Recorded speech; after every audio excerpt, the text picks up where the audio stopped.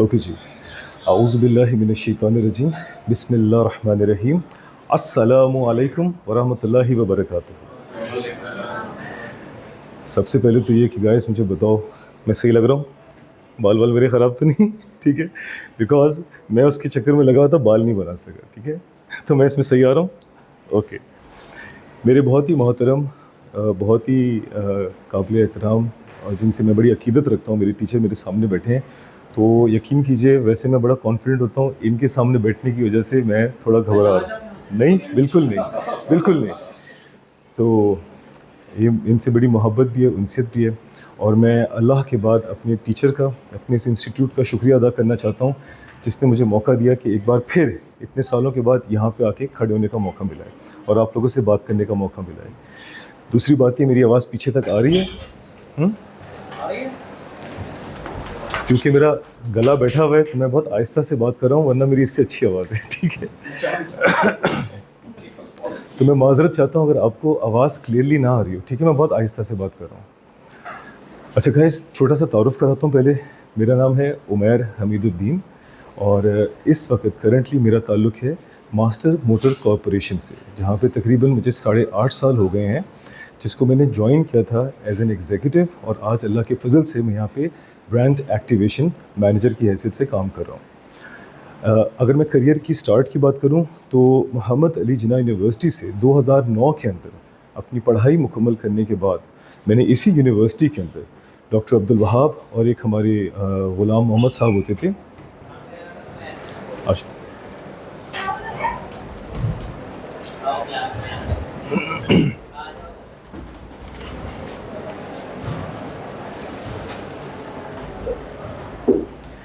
जल्दी आ जाओ, जल्दी आ जाओ, जल्दी आ जाओ। वालेकुम अस्सलाम। तो हमारे एक टीचर होते थे ग़ुलाम मोहम्मद साहब, और अब्दुल वहाब साहब जो हमारे प्रेसिडेंट थे, उनके तवस्सुल से यहाँ पे जो आपका साथ में एक गरीब बच्चों का, ये गरीब बस्ती है, उधर से छोटे छोटे बच्चों को इन लोगों ने मौका दिया था इन्हीं एयर कंडीशनड क्लासरूम्स के अंदर, इन्हीं प्रोजेक्टर्स, इन्हीं कंप्यूटर लैब्स पे पढ़ाने का एक उन्होंने अज़म लिया था। वो बच्चे आए थे बिल्कुल मॉन्टेसरी, केजी, इस तरह की क्लासेस के अंदर, और आज माशाल्लाह से उनमें से बेशुमार बच्चे इस वक्त पढ़ भी रहे हैं आपके साथ इसी यहाँ प्रोग्राम में, और बेशुमार बच्चे यहाँ से पढ़ के बहुत अच्छी नौकरियों पे लग चुके हैं। यहाँ के असिस्टेंट, मतलब मेरे ख्याल से लेक्चरर्स की हैसियत से यहाँ पढ़ा के भी जा चुके हैं, जो कि एक बहुत बड़ा सदका जारिया है डॉक्टर अब्दुल वहाब साहब का और उस तमाम स्टाफ का जिसने उन बच्चों को पढ़ाया। बताने वाली बात ये थी, 2009 के अंदर अपनी पढ़ाई मुकम्मल करने के बाद तकरीबन 2009 से लेके अगले मेरे ख्याल से 2012 के आखिर तक मैंने भी उन बच्चों को वॉलंटरीली पढ़ाता रहा कंटिन्यूसली अपनी नौकरी के साथ।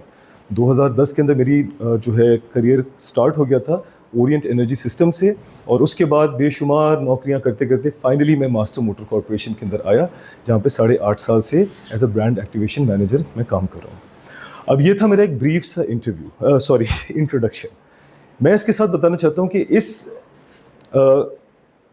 इस कंपनी के अंदर हमारा एक थोड़ा सा मिजाज चेंज हुआ है ब्रांड मैनेजर के एतबार से। आप लोग इंशाल्लाह, आप लोग कौन सा ये कौन सा है?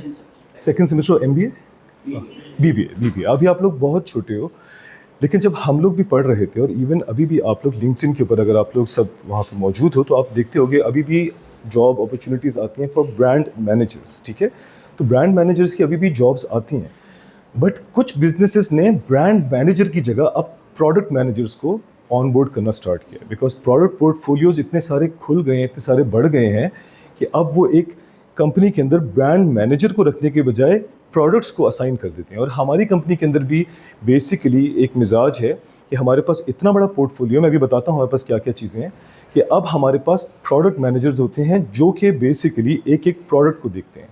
जैसे फॉर एग्जांपल हमारे पास जो है इस वक्त मास्टर मोटर के ज़ेरे तहत 4 कमर्शियल ब्रांड्स हैं। फूसो के जापानीज़ ट्रक्स, फोटोन के चाइनीज़ ट्रक्स एंड वैन्स, और हो सकता है हम पैसेंजर सेगमेंट में भी चले जाएं। और उसके बाद हमारे पास शाकमान के नाम से जो है ट्रक्स हैं, जो कि इस वक्त चाइना के बेहतरीन ट्रक्स में से एक हैं, जो अभी हमने रिसेंटली लॉन्च किया है, पाकिस्तान में लेके आए हैं दिसंबर के महीने में। और हमारे पास यूटोंग के नाम से पाकिस्तान की नंबर 1 बस ब्रांड मौजूद है। हम इन तमाम व्हीकल्स के ऑथराइज्ड डिस्ट्रीब्यूटर भी हैं, मैन्युफैक्चरर्स भी हैं, यहीं पर वो असेंबल होती हैं, बाहर से पार्ट्स आते हैं, कंप्लीट नॉक डाउन पार्ट्स आते हैं जो कि यहाँ पे असेंबल होते हैं और हम उसको सेल करते हैं। मेरा ताल्लुक जिस डिपार्टमेंट से है वो डिपार्टमेंट के अंदर बहुत सारी लेयर्स हैं जिसके अंदर हम लोग पहले प्रोडक्ट की प्लानिंग करते हैं कि इस मार्केट के अंदर कौन सा प्रोडक्ट लेके आना चाहिए, हमारी मार्केट के अंदर वो कौन सा फीजिबल प्रोडक्ट है। फिर उसके बाद हम ये प्लानिंग करते हैं कि वो प्रोडक्ट किस मार्केट को, किस सेगमेंट को वो करेगा, कौन सा माइनिंग के लिए सही है, कौन सा जो है वो दूध वाले के कारोबार के लिए अच्छा है, कौन सा जो है बेकरी वाले के लिए अच्छा है। तो ये हमारा प्रोडक्ट मैनेजर जो है उसकी प्लानिंग करता है, मैं उसके साथ क्लोजली काम करता हूँ। इस वक्त हमारे जो प्रोडक्ट मैनेजर हैं वो जा चुके हैं, तो currently I am going to be reporting directly to the COO और उसके and to the director of both of these brands, Fuso and Shacman and Foton, जो कि शेकमैन और फोटोन चाइनीज़ हैं, फूसो इज़ जापानीज़। तो we have different directors for these Chinese and for the Japanese segment. तो product manager क्या करता है, वो उसकी प्रोडक्ट लाइफ साइकिल को देखता है कि यार ये जो गाड़ी आएगी इसकी क्या सस्टेनेबिलिटी है, कि कितना फ़ायदा देगी, किस मार्केट को हम वो टैप कर सकते हैं, और क्या उस मार्केट का कस्टमर इस वक्त कोई गाड़ी चला रहा है उसी रेंज की, और वो गाड़ी कितनी मशहूर है, और उस गाड़ी की फिर हम जब इसकी कंपटीशन में ये गाड़ी लेके आएंगे तो वो गाड़ी क्या हमारी सक्सेसफुल होगी या नहीं होगी। तो वहाँ पर फिर मेरा रोल आता है कि मैं उस चीज़ की स्टडी को समझने के बाद उसके लिए एक ऐसी कैंपेन तैयार करता हूँ डिजिटल के ऊपर, ATL और BTL के ऊपर, ताकि वो कस्टमर के दिमाग में बैठ जाए। और इस तरह से हम एक बहुत एक्सटेंसिव प्लानिंग करते हैं। हमारे पास रिटेलर के ऊपर एडवर्टाइजिंग एजेंसीज़ होती हैं जिनके साथ जा कर के हम ब्रेनस्टॉर्मिंग करते हैं कि हमें ऐसी कौन सी कैंपेन लेके आनी चाहिए कि किस तरह से। फॉर एग्जांपल अगर मैं आपको एक मिसाल दूं, हमारा एक छोटा प्रोडक्ट है जिसको अभी हम मार्केट करें, दैट इज़ TM180, ठीक है। ये हम स्पेसिफिकली टारगेट करना चाहते हैं, उसके साथ हम कंपेयर करना चाहते हैं जो कि इस वक्त Hyundai की पोर्टर है, ठीक है, छोटी गाड़ी है। और Hyundai के पोर्टर से पहले मास्टर मोटर का एक प्रोडक्ट था, मास्टर फोटोन M280, जो कि इंतहाई पॉपुलर प्रोडक्ट था। किसी कराची इलेक्ट्रिक की गाड़ी को आप देखो, वो फोटोन की आपको गाड़ी नज़र आएगी। किसी आप जो ये पेप्सी वगैरह की जो मैन्युफैक्चरर्स थे, उसके डिस्ट्रीब्यूटर्स थे, उनके पास आपको फोटोन नज़र आएगी। यस, हमारे कंपटीशन की गाड़ी भी आपको नज़र आएगी जो कि हमारे सुजू भी है और डिफरेंट और भी हमारे हैं, लेकिन हम मार्केट के लीडर्स थे। अनफॉर्चुनेटली हमारे प्रिंसिपल फोटोन के साथ एक इशू ये आता है कि उनके प्रोडक्ट्स बहुत अरसे के बाद, थोड़े से अरसे के बाद ना डिप्लीट हो जाते हैं, वो नई टेक्नोलॉजी ले आते हैं। और पाकिस्तान के अंदर अस्सलाम वालेकुम जी,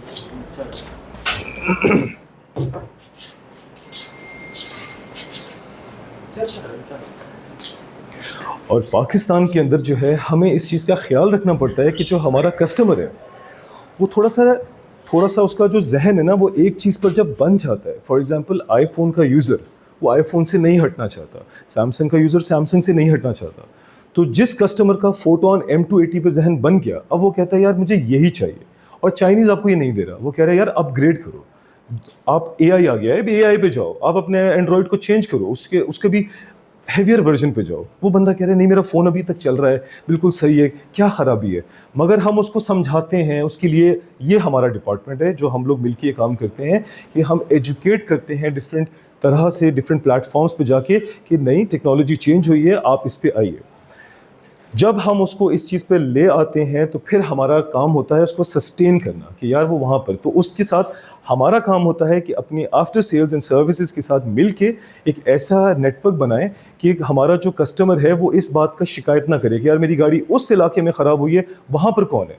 तो हमें सोशल मीडिया पे, डिजिटल पे, मोबाइल के ऊपर AI के ज़रिए इस तरह की पूरा सेटअप बना के देना पड़ता है कि सर आप जाएं, आप उधर लिखें, अपना वो गूगल लोकेशन डालें, आपको आपका करीबी जो है सेंटर आ जाएगा, ठीक है, ताकि आप वहाँ पे जा सको। अच्छा, बताने वाली बात ये थी कि हमें जो है बेसिकली मैं थोड़ा सा वो साइड लाइन हो गया, M280 का मैं बता रहा था।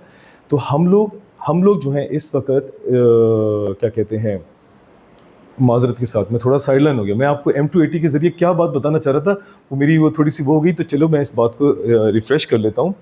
आप ये कह रहे थे कि जो चाइनीज़ हैं वो अब अपग्रेडेड वर्जन पे चले गए हैं। नहीं, वो नहीं बताना ये चाह रहा था, जो कि बात थोड़ी सी हो गई, याद आ जाएगी, मैं फिर से उसे कंटिन्यू कर लूँगा। लेकिन पॉइंट ये है कि हमारे पास जो पोर्टफोलियो होता है, अब क्या होता है, मैंने फोटोन को भी देखना है, मैंने शेकमैन को भी देखना है, मैंने फूसो को भी देखना है। तो यहाँ पर भी हमारा एक बहुत अहम किरदार अदा होता है कि सारों की ब्रांड गाइडलाइंस अलग होती हैं। तो I am also a brand custodian of different brands. मैं फूसो के साथ फोटोन नहीं दिखा सकता, फोटोन के साथ फूसो नहीं दिखा सकता। शेकमैन कहता है तुम दोनों को दिखा दो मेरे साथ, फूसो कहता है मेरे साथ कोई नज़र नहीं आना चाहिए। ठीक है, ये सारी चीज़ें एक ब्रांड कस्टोडियन को पता होनी चाहिए। वो एक वालिद की तरह होता है कि अपने बच्चों का मिजाज जानता है कि कौन सा बच्चा किसके साथ बैठना चाहता है, किसके साथ नहीं बैठना चाहता। और उसकी प्रेजेंस भी बहुत ज़्यादा मैटर करती है, क्योंकि हम पर फिर प्रिंसिपल से एम्बार्गो आता है, आपने ये डिजिटल पे कैसे दिखा दिया, वो कैसे दिखा दिया। तो it's a very exciting but also a very मतलब कि माइंड हैकलिंग किस्म की जॉब है कि भाई आपको हर वक्त जो है ना विजिलेंट रहना है अपने काम के हिसाब से। ये एक मेरा ब्रीफ इंट्रोडक्शन था कि हम क्या करते हैं, क्या प्रोडक्ट्स हैं। इसके अलावा आपने चांगान का नाम सुना होगा। चांगान की आजकल गाड़ियाँ माशाल्लाह से अल्लाह ताला ने बड़ी इज्जत दी है। ओशान, ऑल्सविन, ठीक है, दीपाल हमारा इलेक्ट्रिक ब्रांड है। उसके बाद चेरी अभी रिसेंटली लॉन्च हुआ है, तकरीबन ये दिसंबर के महीने में या उससे आगे पीछे। और चेरी माशाल्लाह से एक बहुत बड़ा ब्रांड है। ये हमारा पैसेंजर सेगमेंट है। चांगान की शुरुआत अल्हम्दुलिल्लाह मेरे ज़रिए ही हुई थी, लेकिन अब उनकी टीम अलग हो चुकी है। वो पैसेंजर सेगमेंट, उनकी ब्रांड, उनका सब कुछ वो चला गया है मतलब कि पोर्ट कासिम की तरफ। मतलब कि वो लोग अपना सेपरेट एंटिटी हो चुके हैं और कमर्शियल अब सेपरेट हो चुका है। मैं खुसूसी तौर पे इस वक्त जो ब्रांड्स देख रहा हूँ वो फूसो, फोटोन, शेकमैन, जो 3 हमारे कमर्शियल ट्रक्स और वैन्स हैं। ये अब है एक मेरा ब्रीफ सा तारुफ। बताना मैं ये चाह रहा था कि इस काम के अलावा मैं जो हूँ ये व्लॉगिंग का काम करता हूँ।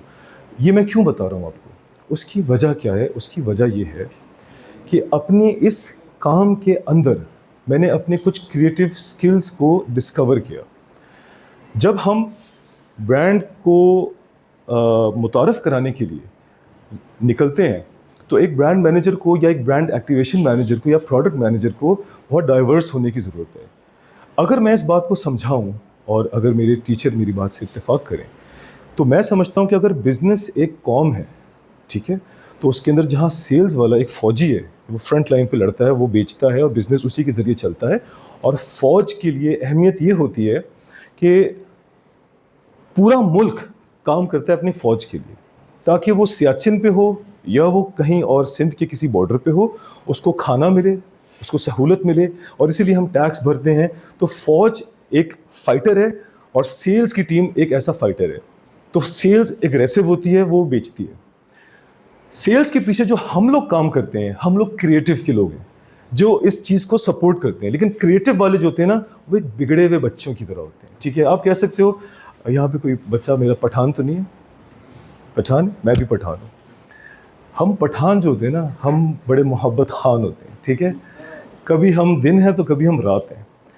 तो हमारा नेचर इस कॉम में, बिजनेस की इस कॉम के अंदर जहाँ पे सेल्स वाले फौज हैं, ठीक है, और अब चूंकि कॉम के ऊपर बात आ गई है तो मैं किसी और को नहीं करूँगा कि एचआर क्या होता है और वो क्या होता है, क्योंकि एचआर मेरा सबसे नापसंदीदा डिपार्टमेंट है, तो मैं किसी कॉम से उसको मिला नहीं सकता।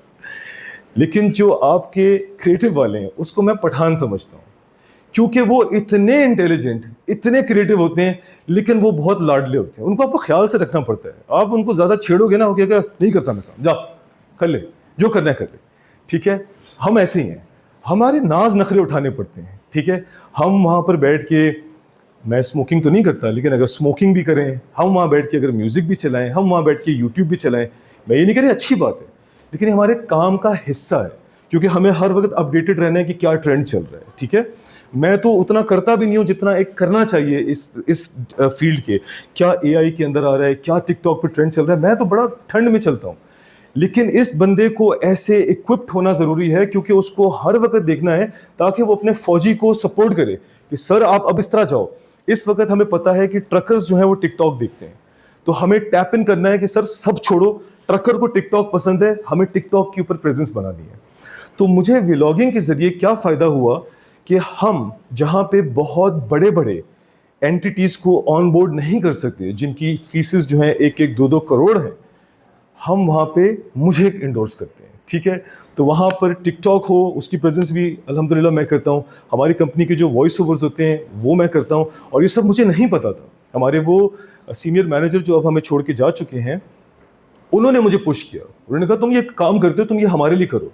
और जब मैंने करना शुरू किया, मैं ये नहीं कह रहा मैं बहुत अच्छा काम कर रहा हूँ, बट इट्स अ स्टार्ट।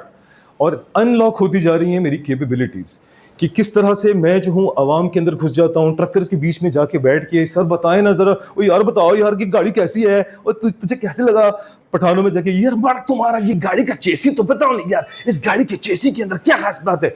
तो आपको इस तरह से, तो क्रिएटिव जो होता है ना, वो ऐसा होता है, वो एक बच्चा होता है, वो एक खिलौना सा होता है, ठीक है, मगर इसका प्रोफेशनल आपने वो साथ में रखना है, because at the same time वो कस्टमर, वो एक मालिक है कंपनी का, उसका जो बेटा है वो कहीं बाहर से पढ़ के आया है, तो बिल्कुल ही आपने अपना एक लल्लू साइड नहीं दिखानी, but at the same time आपने अपनी क्रिएटिविटी को जिंदा रखने के लिए अपने अंदर वो एक एज रखना है। और वो चीज़ें मेरी इस नौकरी के अंदर अल्हम्दुलिल्लाह अनलॉक होती गई। इंशाल्लाह ताला कभी आपने फोटोन की पेजेस को अगर हमारे मास्टर मोटर की कमर्शियल सेगमेंट को अगर आपने देखा, तो आप उसमें देखेंगे उसमें जो वॉइस ओवर्स हो रहे हैं वो सारे मेरे हैं, चाहे वो अंग्रेज़ी में है चाहे उर्दू में है।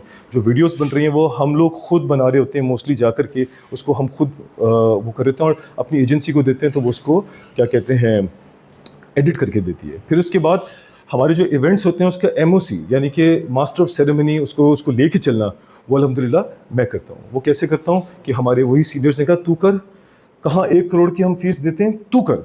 और जब वो किया तो एक चीज़ अनलॉक हुई, क्योंकि क्राउड को कंट्रोल करना बहुत मुश्किल काम है, उनको जगाए रखना बहुत मुश्किल काम है। और स्पेशली जब एक आपका आके प्रोडक्ट मैनेजर बता रहा है ये हमारा ट्रक है और ये आपके बिजनेस को यूं फ़ायदा देगा, तो वहाँ पे थोड़ी देर बाद आपको आना पड़ता है, बोलना पड़ता है ओके चलो गाइज, अब आप लोगों ने इस ट्रक का सुना, अब हमारे पास हमारे हर दिल अजीज अजीम शाह साहब आने वाले हैं जो आके आपको आके इसकी दूसरी खुसूसियात बताएंगे। तो आराम से जो एक बंदा थोड़ा सा बोर होता है वो जाग जाता है। तो these are all different kind of क्या कहते हैं aspects to a brand activation manager. और मैं यहाँ पे एक चीज़ कहूँगा, अगेन मेरे उस्ताद उससे अगर एग्री करें, कि मैंने इस फील्ड में क्रिएटिव के बंदे को या इस फील्ड के बंदे को ऐसा पाया है कि जैसे क्रिकेट के अंदर बैट्समैन और बॉलर होता है।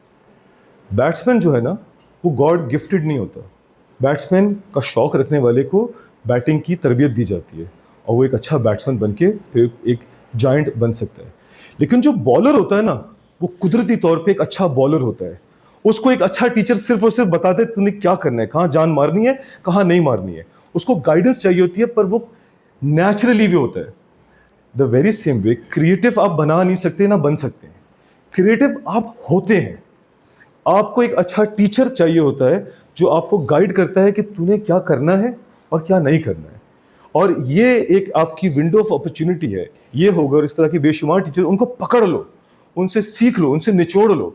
मगर अपनी क्रिएटिविटी को अगर जानना चाहते हो, अंदर से उसको अनलॉक करना चाहते हो, तो कुछ आपको ऐसा करना पड़ेगा जो आपको दूसरों के बीच में जो है ना थोड़ा स्टूपिड बनाएगा, बोले ये क्या कर रहा है, बट उसके बाद वही चीज़ आपकी हो सकता है क्लिक कर जाए, हो सकता है ना क्लिक करे, इट्स अ चांस। हो सकता है कि आप सारी जिंदगी एफर्ट करते रहो और आपको कुछ ना मिले और आप कहो कि यार मैं तो जलील हो गया। और उस क्रिएटिविटी को फाइंड करने के अंदर अपने आपको जलील मत करना, ठीक है। नाम किसी के नहीं लेंगे बिकॉज रिकॉर्ड हो रहा है, but there are so many influencers जो कि गलत किस्म का कंटेंट भी बनाते हैं, वो बस फेमस होने के लिए कुछ भी करते हैं। आप करो, मोहब्बत करो, प्यार करो, फनी करो, क्रिएटिव करो, लेकिन ऐसा काम ना करो कि जब मर जाओ तो पीछे कोई आपको कहे कि यार ये क्या घटिया चीज़ छोड़ के गया है, ये क्या गलाजत छोड़ के गया है। सो मैं आपको एक मिसाल देता हूँ। मेरे जो क्रिएटिव कंटेंट होता है उसके अंदर मेरा कंटेंट दुआ से स्टार्ट होता है और जब ख़त्म होता है ना तो उसमें एक आवाज़ मैं डालता हूँ टुई। अच्छा वो क्यों मैं डालता हूँ उसकी वजह यह है, मेरा बेटा जब वो छोटा था, 2 साल का था, तो वो जब खेलता था तो वो जहाज़ उड़ रहा, कहता है बाबा टुई, गिर गया। वो कहीं कोई बॉल गिर, बाबा टुई, उसको मारा तो बाबा टुई। अच्छा मुझे वो इतना अच्छा लगा अपने बेटे का वो स्टाइल कि मैं एक दफ़ा एक जगह जाके एक एक्टिवेशन एजेंसी को ब्रीफ दे रहा था कि देखो तुम यहाँ पे लाइटिंग लगाओगे, नीचे मेरे सारा हायर मैनेजमेंट बैठी हुई होगी, तो ऐसे मजबूती से काम करना कि वो बत्ती कहीं गिरी तो टुई उनके सर पे। तो वो बहुत खुश हुई, लड़की कहती है क्या था टुई। मैंने कहा मेरा बेटा करता है, तो मेरे मुंह से ऐसे निकल गया, बट वो मेरा लिटरली सिग्नेचर बन गया। तो मेरा सिग्नेचर ऐसा बन गया कि जो लोग मुझे मेरे चैनल से जानते हैं वो मुझे देखते कहते हैं टुई। तो वो आखिर में एक आवाज़ मैंने डालता हूँ। अब क्या है कि मैंने अपनी ब्रांडेड टी शर्ट्स बनाई हैं अपनी, तो उसमें एक बहुत बड़ा हार्ट है, बिकॉज माय चैनल का जो वो नाम है वो यूँ होता है, Captain America, the Powerpuff Pathan, Mohabbat Khan.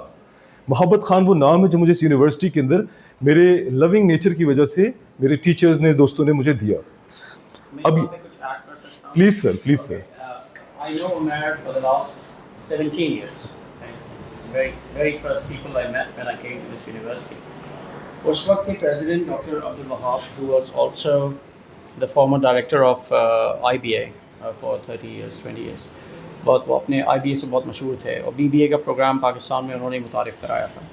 So doctor Wahab ने यहाँ महमूदाबाद की आबादी में जो अंडर प्रिविलेज क्लासेस यहाँ रहती हैं, मसलन यहाँ कोई जमादार है, कोई कारपेंटर है, कोई कारपेंटर तो खैर नहीं, वो तो फिर भी कुछ कमा लेगा, लेकिन बिल्कुल डाउन ट्रॉडन जो लोग हैं उनके बच्चे और पीछे जो ये लोग रहते हैं उनका कोई फ्यूचर नहीं था, they didn't have any future. तो उन्होंने कहा कि हम यहाँ हैं and we are one of the universities that are in this area. We have NCR, NCR is not a university, it's a college but it's still there. FAST है और दीगर इदारे हैं, कीट है आगे। उसमें व्हाट मॉड्यूल स्टार्टेड वाज कि हमारी मॉर्निंग की क्लासेस ख़त्म होती थी उस वक्त 2:30 बजे, इफ़ यू रिमेंबर, राइट, और इवनिंग की क्लासेस शुरू होती थी 6:15 बजे। So between that, like from 2:30 to 6:15 we had about room for 3 hours where it got converted into a school. और उन तमाम बच्चों को फिर यहाँ बुलाया जाता था, उनकी यूनिफॉर्म, उनके खाना पीना, इवन खाना होता था उनका, यू रिमेंबर दैट, उनकी इवेंट्स होते थे, उनको सारा इक्विपमेंट दिया जाता था, सब कुछ दिया जाता था, उनको टीचर प्रोवाइड किए जाते थे and they were known as MAJU juniors, that was their name, ठीक है। Umair used to mentor, counsel, teach to those students at that time, ठीक है। तो वो बच्चे प्यार से उमैर को मोहब्बत खान बुलाते थे, that's how his name got, इसलिए बताया नहीं यहाँ पे अपना वो बताने लग गया। मुझे इतनी खुशी हुई थी पिछले दिनों, एक लड़की उनमें से, she became the first MBA, जो कि किसी, अब वो नहीं बताएगी लेकिन हमें पता है कि उसके घर के क्या हालात हैं और किस तरह से वो, अगर आप वहाँ जाएँ सो आपको नज़र आएगा कि कई ऐसे बच्चे हैं जो इंजीनियर्स बन रहे हैं, जो डॉक्टर्स बन रहे हैं, ठीक है। वो हमारे पास से शायद MBA होकर निकली तो हमें इसलिए बात पता थी, ठीक है। सो इट वाज CSR जो कहलाता है, वो हम CSR करते थे मगर हम उसकी तरवीज नहीं करते थे। We didn't use. अच्छा, ये बात माजू की अरसे से है कि हमको अच्छा काम करते हैं तो किसी को नहीं पता होता कि वो हम ये कर रहे हैं, नो वन, ठीक है, ओके। सो उन सारे बच्चों का एक मेंटोर था एंड इट वाज उमैर। सो हमें नहीं पता था इसका एक्चुअल नेम। सो ये कभी क्लास के बाहर खड़ा है, बहुत सारे बच्चे हैं और पीछे से उस्मा खान साहिबा आ रही है, उनका मोहब्बत खान वहाँ पे मिल जाएगा, राइट, या जरताशिया साहिबा हैं, वो कह रहे हैं मोहब्बत खान खड़ा हुआ है, Naveed Baig Mohabbat Khan. So when I used to call him, I didn't know his name was Umair. मैंने जब इसके छोटे भाई को पढ़ा, इसका छोटा भाई भी माजूआइट है, हसान, ठीक है। So there I got to know कि उमैर एंड हसान। हसान ने मुझसे कहा आपने मेरे बड़े भाई को पढ़ाया। मैंने कहा कौन है वो? तो कहने लगा उमैर। अच्छा, मैं रिकॉल नहीं कर पा रहा, तो उसने कहा मोहब्बत खान। तो मैंने कहा ओह, उसका that's I got to know कि तुम्हारा नाम, हाँ एग्जैक्टली, ठीक है, थैंक यू।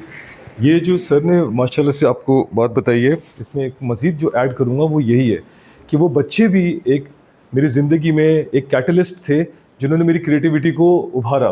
कि जब मैं उन बच्चों के अंदर होता था, अब वो बच्चा जो है ना, अब आप देखो, ये बात सुन के अच्छी नहीं लगती, लेकिन वो बच्चा जिस इलाके से आता था वहाँ पानी नहीं है, वहाँ बिजली नहीं है, तो वो बच्चे बेचारे अपने अपने मीगर मीन्स में जितना सफाई रख सकते थे वो रखते थे, बट मोस्ट ऑफ देम वो साफ़ नहीं होते थे, वो बहुत गंदे हो रहे होते थे। पर जब वो आते थे ना तो वो मुझे चिपट जाते थे, तो मैं उनको नहीं कहता हटो बेटा गंदे हो रहे हो, हाथ तो वॉश करो। जब वो चिपटते थे ना तो मैं उनमें चिपट जाता था। वो कहता चलो क्या करना है आज ये, और हम खेलते थे, मस्तियाँ करते थे। और जब मेरी पढ़ाई ख़त्म हो गई, मैंने उनको पढ़ाया, तो वो पढ़ाई के दौरान उसी उमैर मोहब्बत खान को जानते थे, तो क्लास में टीचर आते तो सब आ जाते थे। मैं कहता अच्छा पहले पढ़ाई तो करो। अब आज की तारीख में उनमें बेशुमार बच्चे हैं जो शादीशुदा हैं, उनके अपने बच्चे हैं, वो मुझे कहीं मिलते हैं, कहते हैं उमैर सर कैसे हैं आप? कहता हूँ तुम्हारे शक्ल का जो सांचा है मुझे लग रहा है तुम्हें मैंने पढ़ाया हुआ है।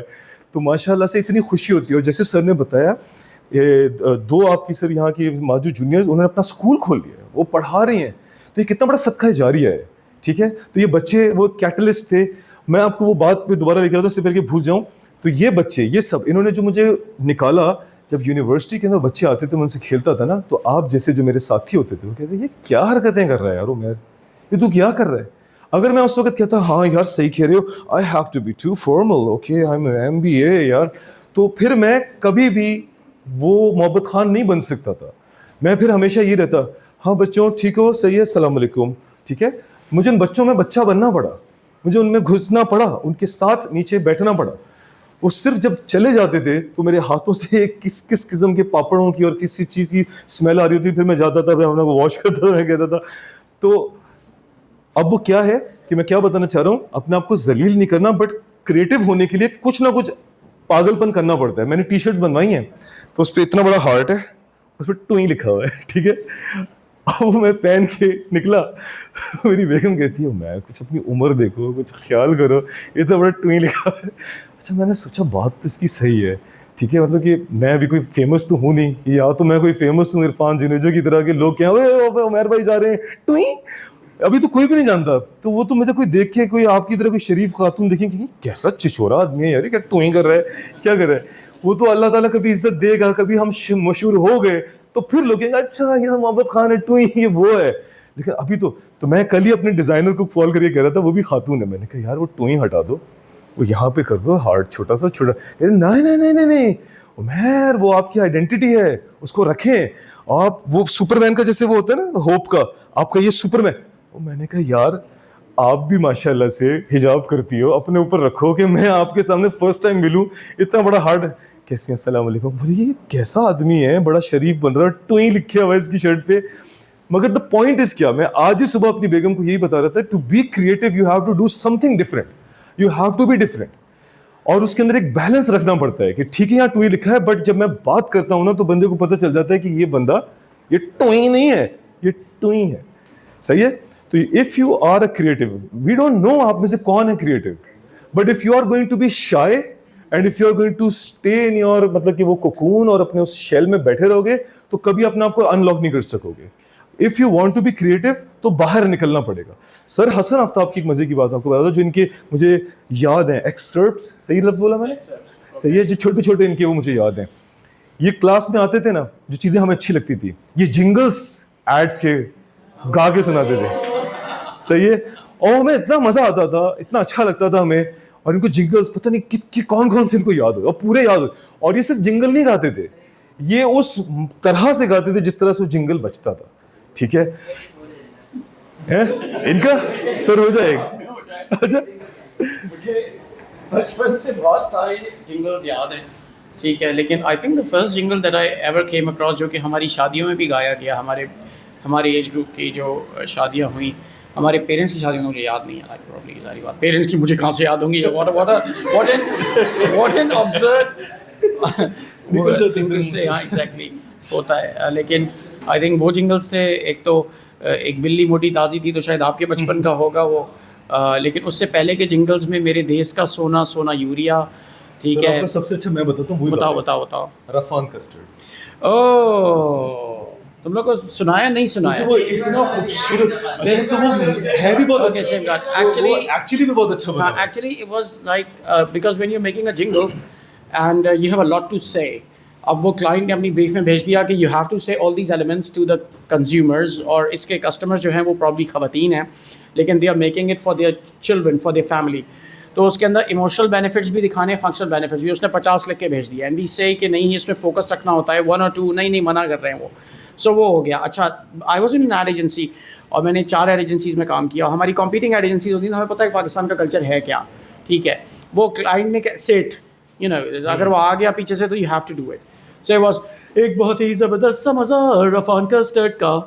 रफ़ान कस्टर्ड के फ्लेवर है बहुत, और बनाने के तरीके हैं बहुत। नन्हे मुन्ने की पहली ठोस ग़िज़ा, बच्चों और बड़ों का पसंदीदा, दावतों की जान, मेज़बान की शान, फ्रूट की और जेली के साथ एक का सिर्फ क्या है बात, वनीला, मैंगो और पिस्ते का मज़ा रफ़ान कस्टर्ड का। रफ़ान कस्टर्ड यो।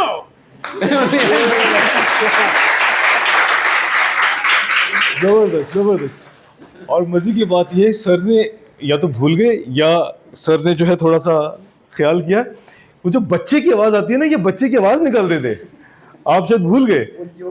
वो ऐसे करके जो निकलती थी ना, आप वो निकालते थे। नहीं, वो जो कहते फ्रूट जेली कस्टर्ड के साथ वो जो पार्ट होता है ना, तो आप उस बच्चे की आवाज को भी रेप्लिकेट करते थे। दिस इज बेसिकली, ये बनाया नहीं जा सकता, ये होता है बंदा ऐसा। मैं आपसे एक्सपेक्ट करूं यार आप क्रिएटिव बन जाओ, नहीं, ये हो ही नहीं सकता। ये आप होते हो बॉन्ड, उसको डायरेक्शन देने वाला एक टीचर आपको जिंदगी में मिलता है। उसमें हमारे बहुत सारे टीचर में से पता है क्या जी सर। सॉरी मैं जी जी, नहीं सर। इसके मैंने माजी में जितने भी बच्चों को इधर बुलाया, मेरे लिए तुम बच्चा ही रहोगे, तुम कितने भी जी अमीर सर, कबीर बिल्कुल सही। मशहूर हो जाओ, ओके अल्लाह नहीं ओके। जितनों की बराबर की तुमने अदील इरफान हो गया, हसान हो गया, ऑल दीस स्टूडेंट्स जिनको हम बुलाते हैं। मैं उमैर को बुलाया था लास्ट सेमेस्टर में, उमैर उस्मान जो मैकले का अच्छा। ओनर है, हाँ, ही इज फ्रॉम सोमाली। सो मैंने एक बात नोट की, मैंने जितने बच्चों को माजू में एक्स्ट्रा करिकुलर में देखा था ना, उनको मैंने प्रोफेशनल लाइफ में भी बहुत आगे आते हुए देखा है। जो सिर्फ पढ़ने में थे, थैंक यू, शील्ड आ गई तुम्हारी, ठीक है ओके।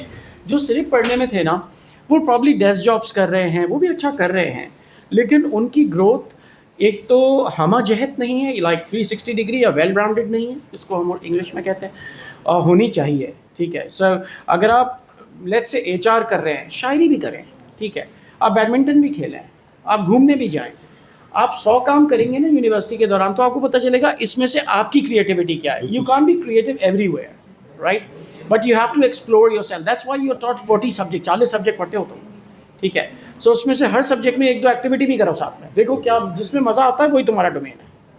ये लोग जो बात की उससे मुझे याद आया कि जब यूनिवर्सिटी के अंदर हमारे इवेंट्स का टाइम आया था, तो ऑडिटोरियम को सिनेमा सब बना रहे थे। मैंने कहा मैं भी बनाऊंगा, तो अलग क्या किया, पिकनिक पे सब लेके जा रहे थे, मैंने कहा मैं भी पिकनिक पे ले गया, तो इसमें मैंने क्या वो अलग किया। और क्लास के अंदर हमारे जो है एक्टिविटीज़ होती थी, उसमें टिपिकल एक्टिविटी मिसाल के तौर पे हमारी एक सेल्स की एक्टिविटी करवाई थी सर खुरम नासिर ने। तो उन्होंने कहा था आपने कुछ बेचना है, तो वो भी आके क्लास के अंदर मुख्तलिफ लोगों ने, मैंने कहा यार अलग क्या करें कि जो सबसे अलग हो। तो क्लास की सेल्स एक्टिविटी में मैंने किताब बेची, और किताब मैंने सेलेक्ट की पेट सेमेटरी। अच्छा, ये है स्टीफन किंग की लिखी हुई किताब, और मज़े की बात ये सेमेटरी कब्रिस्तान को कहते हैं, लेकिन उसकी स्पेलिंग जो है ना उस किताब की SEMATRAY।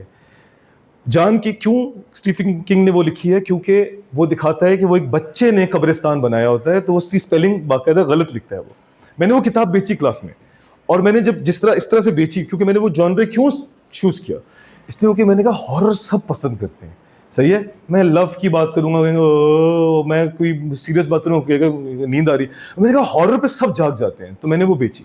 अच्छा, वो सक्सेस हुआ। मैंने कहा अब मैं जो ना बाहर की एक्टिविटी में भी कुछ अलग करना है, तो मैंने लगाई मोहब्बत खान की दुकान, और मैं मोहब्बत खान बना। मैंने पगड़ी पहनी और मैंने पश्तो एक्सेंट में सामान बेचा। इधर तो आओ यार, मोड़ा तुम किधर जाते हैं यार, तुम्हारा क्लास का टाइम हो गया, हमारे से ये झुमका तो लेके जाओ ना यार जरा, तो ठीक है। अच्छा, मैंने कहा कि यार 1000 रुपए में हमें सेल्स करनी है, मैं 1000 रुपए के अंदर कैसे, मेरी टेबल तो खाली हो जाएगी, मुझे पूरी दिन एक्टिविटी करनी है। तो फिर मैंने वहां पे एक खेल का मैदान लगाया, और मैंने लगा दिया कि जो ये खेलेगा वो यहाँ से मुफ्त में कुछ लेके जाएगा, और वहां पे वो खेलते रहे, और मैंने 1000 रुपए की एक्टिविटी पे 15,000 रुपए कमाए, क्योंकि वो खेलते रहे, वो हारते रहे, और मेरे पास पैसा आता रहा। लेकिन वो जो उस एक्टिविटी की जान थी ना, वो मैंने जो मैंने खेल खेला, इधर तो तुम किधर जाते यार, खूबसूरत हमारा खान साहब, तुम्हारा नाक पे गुस्सा क्यों बैठा हुआ है, इधर आओ, तुम्हारा अभी हंसी तुम्हारे चेहरे पर डालते हैं। और जब बाहर की एक्टिविटी आई, तो बाहर की अब मैं कहूँ यार अब मैं क्या करूँ, सारे तो मैंने अपने पत्ते फेंक दिए, बाहर क्या करें। तो इत्तेफाक से मैं और मेरा दोस्त हुज़ैफा हम लोग फिर रहे थे, तो हम पहुंचे सदर के अंदर पाकिस्तान नेशनल म्यूजियम। आप में से कोई गया पाकिस्तान नेशनल म्यूजियम? कोई भी नहीं गया। देखें, आज तक कोई भी नहीं गया, ये मेरे साथी नहीं गए, इनको मैं पहली दफा लेके गया, आप भी नहीं गए। पाकिस्तान नेशनल म्यूजियम में मेरा बचपन गुजरा है, तो मैं वहां से गुजरा, मैंने कहा यार हुज़ैफा यार जब म्यूजियम चलते हैं, कहते हैं यहाँ पे क्या खास बात है। अच्छा, मजे की बात यह, जब मैं अपना इंटर कर रहा था, तो मैं अपने फाइनल एग्जाम्स देने के लिए बोर्ड के डीजे साइंस गया था, और डीजे साइंस कॉलेज में सर आखिरी पेपर देने के बाद ना मैंने अपने साथियों का यार आइए म्यूजियम देखते हैं। हम वहाँ अंदर गए, तो वहाँ पे वो उस जमाने में वो PSF या पता नहीं कौन से पठान लड़के होते थे, वह इधर आओ माड़ा इधर आओ। अच्छा, अब मैं कह रही हमें क्यों बुला रहे, हम चले गए। चले गए, उन्होंने बस में बैठा दिया, यार तुम्हें तो अब हम मारेंगे। ओके, क्यों? तो उन्होंने कहा तुम्हारे कॉलेज के लड़कों ने हमें मारा है और ये किया। अच्छा, हमारे एक दोस्त जब हम जा रहे थे ना उस बस की तरफ, तो एक दोस्त और वो घर जाता, मैंने कहा यार जरा ये अंदर बुला रहे हैं, तू भी आ जा, उसको भी हम साथ ले गए। अच्छा वो बेवकूफ़ डरपोक आदमी था। अब हम तीनों अंदर बैठे तो कह रहे अच्छा भाइयों मैं चलता हूँ, ओए तुझे बैठने के लिए बोला बैठ। फिर कह रहे ओ यार उमर तूने किस मुसीबत फंसा दिया। मैंने कहा यार तुम लोग इतने बदतमीज हो, अब तो तुम्हारा दोस्त मुसीबत में है, तुम मुझे छोड़ के जाने की बातें कर रहे हो, मार खाएंगे साथ खाएंगे, यार अजीब बातें हैं तुम्हारी।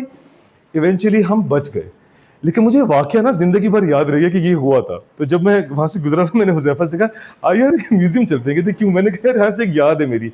अब हम जब म्यूजियम के अंदर गए ना, मैंने पूरा म्यूजियम अंदर घूमा तो मुझे बहुत अच्छा लगा। मैंने कहा यार यही हमारा प्रोजेक्ट है, हम ये सेल करेंगे। कहते हैं म्यूजियम कैसे सेल करोगे? मैंने कहा हम यहाँ पे लेके आएंगे उन स्कूल के बच्चों को जो कभी भी यहाँ नहीं गए। कहते हैं मैं यहाँ पे कभी नहीं गया, तो यहाँ पे कौन गया होगा? हमने तलाश करना स्टार्ट किया। तो सबसे पहले तो माजू जूनियर्स को ही हमने कहा इन बच्चों को हम वहाँ करेंगे। उसके बाद हमने एक दो और स्कूल पकड़े, उनसे हमने फाइनेंसेस लिए कि हम आपको लेके चलेंगे, टिकट आप खरीदें। जूस की कुछ कंपनियां पकड़ी, उनसे हमने कहा आप जूस दो वगैरह दो। जब हम म्यूजियम आए तो इत्तेफाक से जो गाइड था वो उस दिन एब्सेंट हो गया। अल्लाह ताला मुझसे करवाना चाहता था। मैंने कहा अब हम क्या करें, गाइड कौन करेगा? तो मैं गाइड बन गया अल्हम्दुलिल्लाह। और मैंने बच्चों को ऐसा वहां पे म्यूजियम का सर गाइड दिया, वो पागल हो गए खुशी से हमारे। वो मुंजो दौड़ो में देखो यहाँ पे बाजी आ रही है, ये देखो चल के आ रही है, वो देखो जंग का मैदान बना हुआ है यहाँ पे। मैंने जो बच्चों को दिया ना, वो बच्चे जाने ही ना चाहें। हमने कहा भाई आप जाओ, दूसरा स्कूल आना है। वो बच्चे ही ना चाहे कि सर एक और दफा राउंड दें, एक और राउंड दें। अच्छा वो बच्चों को हमने फारिग किया। जब माजू आया, माजू के साथ ना मेरी क्लास आई, मेरी क्लास जो है ना उसके साथ आई। उन्होंने रिपोर्ट दी सर खुर्रम नासिर को। और खैर खुर्रम नासिर जो थे ना वो बड़े, आपको पता है वो मार्क्स देने में बड़े सख्त हैं। उस क्लास के अंदर सिर्फ 4 ए आए थे, उसमें से एक मैं ए था। तो वो मेरे लिए बहुत बड़ी अचीवमेंट थी, क्योंकि सर खुर्रम नासिर वहाँ किसी इवेंट पे नहीं थे, पर उनको रिपोर्ट गई कि इसने ऐसा काम किया है सर, और वो मेरे लिए बहुत बड़ी अचीवमेंट थी। तो जिंदगी के अंदर अपने कंफर्ट जोन से, मेरी पहली जॉब में मेरे टीचर ने एक बात मुझे कही थी, जो मेरा उस्ताद था, उसने कहा था उमर तू यहाँ है ना तो यार रिलैक्स है, तुझे यहाँ पहुँचना ना तो थोड़ा तू डिस्टर्ब होगा, तेरी कमीज़ बाहर आएगी, यहाँ से ऊपर जाएगा ना अब कमीज़ बहुत ख़राब होगी, now you getting too much disturb. तो ज़िंदगी में आपने अगर ऊपर जाना है, चाहे वो किसी भी फॉर्म में हो, आपको अपने आप को डिस्टर्ब तो करना ही पड़ेगा। वरना अगर आप कंफर्ट में रहना चाहते हो, आप कंफर्ट में रहो, और उसके बाद आप हो सकता है उसमें अच्छा कमा भी लो, लेकिन फिर आपको मज़ा नहीं आएगा। आप कहोगे वही सेम चीज़। किस चीज़ के लिए कमाते हो? एक अच्छे फ़ोन के लिए, मुझे भी चाहिए अच्छा फ़ोन। व्लॉगिंग के लिए मुझे भी आईफोन चाहिए, मुझे भी S सीरीज़ चाहिए, उसके लिए ये तो सैमसंग का है सर। वो हमने आईफोन लगाने की कोशिश की थी, पर उसमें वॉइस नहीं पकड़ रहा था, वरना ज़्यादा अच्छी वीडियो बन जाती। ये कौन सा है? ये A सीरीज़ है सर, ये है A17। हाँ ये एक इन्फीरियर फ़ोन है, ये एक इन्फीरियर फ़ोन है। हाँ लेकिन ये बहुत अच्छा, इसके अंदर स्टेबलाइजेशन भी है। अच्छा फ़ोन से ज़्यादा महंगा गिम्बल है। उसकी वजह ये है, जो मेरा आखिरी पार्ट है बेसिकली उस तरफ आना चाहता हूँ। हमने दिसंबर के अंदर शकमन को लॉन्च किया। ये 2.5 करोड़ का प्रोजेक्ट था, और उसकी मज़े की कहानी बताता हूँ। मैं अपने बहुत सारे स्किल्स को तो अनलॉक कर चुका था, लेकिन अल्हम्दुलिल्लाह मेरे बहुत ही अच्छे बॉस जो कि मेरे ख्याल से 43 इयर्स के थे, पर उन्होंने शादी नहीं की हुई थी। तो मेरी उनसे बड़ी अच्छी दोस्ती हो गई थी। वो साहब जो हैं वो अचानक कहते हैं कि उमर ये पूरा प्रोजेक्ट तुम अकेले करोगे, मैं कहीं जा रहा हूँ। मैंने कहा सर कहाँ जा रहे हैं? 2.5 करोड़ का प्रोजेक्ट है, आप जहन है, पर मुझे कहाँ छोड़ के जा रहे हो, मैं कैसे करूँगा ये? कहते तुम कर लोगे, तुम ये करो, मेरे भाई की शादी है, मुझे उसको अटेंड करना। मैंने कहा सर भाई की शादी है, आप शादी पे चले जाना, आपने क्या करना है वहाँ पे जाके? मेहंदी करनी है, डांस करना है, क्या करना है? मुझे छोड़ के ना जाओ। कहते तुझे करना पड़ेगा भाई, मैं जा रहा हूँ। वो चले गए। वो हमें बाद में पता चला 1 महीने बाद वो अपनी शादी करने गए थे।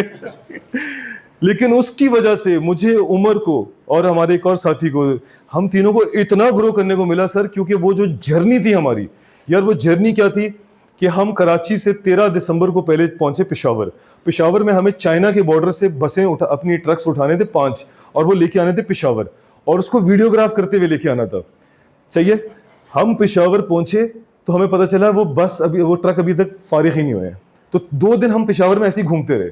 ठीक है, अच्छा हमें कहा गया था वहां जाओगे तुम जम जाओगे। तो हम इतने बड़े बड़े बैग, ये तो नहीं मैं इतना बड़ा बैग, कोई 40 किलो का बैग ले गया, वहां सर्दी नहीं। वहाँ गए पसीने आ रहे हैं कि यार ये तो मैं सारे सर्दी में कपड़े ले आए। आप यकीन करो कि भाई हमारी 25 दिन की जर्नी थी, उसमें मैंने सिर्फ एक ही ड्रेस 3-3 दिन पहनता था क्योंकि पसीना नहीं आता था रात में। वो होटल जाते धुल जाता था, अगले दिन एक ड्रेस पहना, वही ड्रेस पहनते रहे। लेकिन वो एक और चैलेंज, कितना बड़ा सामान आप लेके जा रहे हो, यानी कि in your journey you have to be very careful. आपको पता करना चाहिए कि अपनी जर्नी पे क्या लेके जाना है, क्या नहीं लेके जाना। उसके बाद इन लोगों ने उसकी जो वीडियोग्राफी की, इसके लिए सुबह 4 बजे इनको जाना पड़ा। 4 बजे इतनी सख्त ठंड कि जैसे बर्फ की सिलें आपकी लगी हुई हैं, और ये सुबह सुबह वो गाड़ियां लेके अपने साथ आए। गाड़ी के ऊपर कभी बैठ रहे हैं, कभी उसके चेसी के ऊपर बैठ रहे हैं, कभी उसके अंदर चढ़ के बैठ रहे हैं। एक इंतहाई टीडियस किस्म का काम। उसके बाद वो सारा ला के पेशावर में एक इवेंट करना, वहां से गाड़ियां फिर लेके निकले तो हड़ताल हुई हुई थी, इन लोगों की जान पे बन गई थी, लोग गाड़ियां तोड़ने आ गए थे। उसको इन्होंने जो है वो कैसे टैकल किया, जेब से पैसे देके जान बचाई, फिर वो गाड़ियां सुकून से लेके पेशावर से लेके हम कराची तक 6 बड़े शहरों के अंदर उसका ब्रांड लॉन्च, उसका डीलरशिप लॉन्च, वो सब कराते हुए लेके आए। आवाज़ें हमारी बैठ गई, जिस्म हमारे वेयर आउट हो गए। हमने उन इवेंट्स पे नाचा भी, हमने उन इवेंट्स के अंदर उसको लॉन्च भी किया, और एक इवेंट के ऊपर भी किसी ने ये नहीं कहा कि यार ये, हर इवेंट पे सबने कहा यार थम्स अप, क्या इवेंट किया आपने, और अल्हम्दुलिल्लाह हमने उसको लॉन्च किया। तो द थिंग इज दैट कि इस इवेंट के लिए मैंने अपने लिए पहली बार iPhone 16 Pro Max खरीदा, सही है, मैंने ये गिम्बल लिया, मैंने माइक्स लिए, मैंने उससे कोई 40-50 व्लॉग्स बनाए। कराची है, वो फ़ोन ख़राब हो गया, और वो फ़ोन ख़राब हो सिर्फ 1,20,000 रुपये में गया, और वो भी मतलब नहीं, मेरा काम है, मुझे लगता है वो ख़राब भी शायद मेरी वजह से ही वो कैसे कि मैं बना के ना उसी दिन सारा उसमें से डेटा निकालता था। तो बार बार शायद प्लग इन करने की वजह से उसका चार्जिंग पोर्ट ख़राब हुआ, चार्जिंग पोर्ट ख़राब होने से वो खुलना पड़ा, उससे उसका कैमरा लेंस ख़राब हो गया, वो इवेंचुअली ख़राब हो गया। काम करना हो, what will you suggest? I would suggest कि इसी फ़ोन से स्टार्ट करो। क्यों? जब तक कि आपके पास पैसा नहीं है, एक रनिंग इनकम नहीं है जहाँ से आपके लाखों रुपए आ रहे हो, ठीक है, मैं कोई बहुत अमीर आदमी नहीं हूँ, मैंने ये A17 लिया है, ये मुश्किल से 60,000 रुपये का फ़ोन है, लेकिन ये मेरे सारे व्लॉगिंग के काम पूरे करता है, क्योंकि इसमें जो है स्टेबलाइजेशन है, मैं घूमता हूँ घुमाता हूँ, ये फ्लिकर नहीं करता। इस फ़ोन के ऊपर मेरी पूरी व्लॉगिंग होती है, और बेहतरीन व्लॉगिंग होती है। मुझे लोग बुलाते हैं कि यार यहाँ रिव्यू कर दो, इस पर मेरा पूरा काम हो रहा है, खाने के रिव्यूज़ भी कर देता हूँ, सब कर देता हूँ। मगर जब आपकी इनकम स्टार्ट हो जाए, then go for iPhone, then go for S series, वरना आपको पता है हालात ख़राब हैं, वो छिन जाएगा तो फिर तकलीफ होगी। हाँ जी जी सर, बल्कि यस, आपसे क्वेश्चन स्टार्ट करते हैं। इसी के साथ मैं अपना सेशन एंड कर रहा हूँ। आप सवालात अब मुझसे कोई करना चाहते हैं, जितनी हमने बात की है, सर से शुरू करते हैं। Sir please.